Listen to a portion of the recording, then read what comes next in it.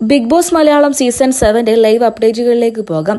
അങ്ങനെ നമ്മുടെ ബിഗ് ബോസിന്റെ തീരുമാനപ്രകാരം ബിഗ് ബോസ് വീടിനകത്തേക്ക് ഷാനവാസാണ് ജിഷിൻ എന്ന വൈൽഡ് കാർഡ് എൻട്രിയെ പ്രവേശിപ്പിച്ചത്. അങ്ങനെ നമ്മുടെ ജിഷിന് ബിഗ് ബോസ് വീടിനകത്തേക്ക് കയറിയ സമയത്ത് നമ്മുടെ നെവിനിട്ട് ഒരു കൊട്ടും കൊടുക്കുന്നുണ്ട്.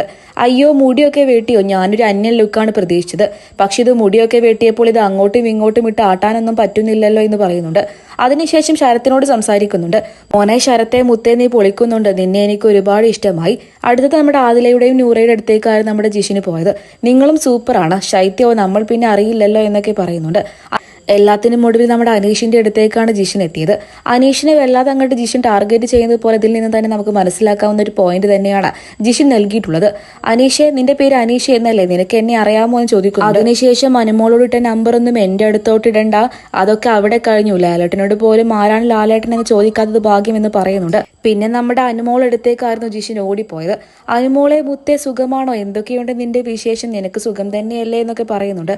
അപ്പൊ നമ്മുടെ അനുമോളും തിരിച്ചു മറുപടി പറയുന്നുണ്ട്, അയ്യോ ചേട്ടാ വയറൊക്കെ ചോടിയല്ലോ, എന്ത് പറ്റി, സുഖം തന്നെയാണോ എന്നൊക്കെ. എന്തായാലും നമ്മുടെ അനുമോൾക്ക് ഇനി താങ്ങും തണലുമായിട്ട് ചിലപ്പോൾ ജിഷിൻ ഉണ്ടാകാനുള്ള സാധ്യതയുണ്ട്. ആരുമില്ലാതെ ഒറ്റക്ക് നിൽക്കുന്ന നമ്മുടെ അനുമോൾക്ക് ചിലപ്പോൾ ജിഷിൻ ഒരു ആശ്വാസമായേക്കാം.